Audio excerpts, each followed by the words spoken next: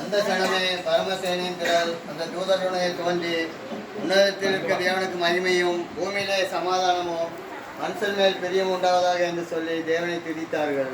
ஜெபம் செய்வோம். அவர் நாமம் அதிசயமானவர், ஆலோசனை கர்த்தா, வல்லமையுள்ள தேவன், நித்திய பிதா, சமாதான பிரபன், அநேக நாமங்களை தெரிவித்து அந்த நாமங்களுக்கு ஒரு அற்புதத்தையும் அடையாளத்தையும் ஆசீர்வாதத்தை கொடுக்க அந்த இயேசு பாலகா உன்னதமான பிறப்பு பிதாவை சித்தத்தை நிறைவேற்ற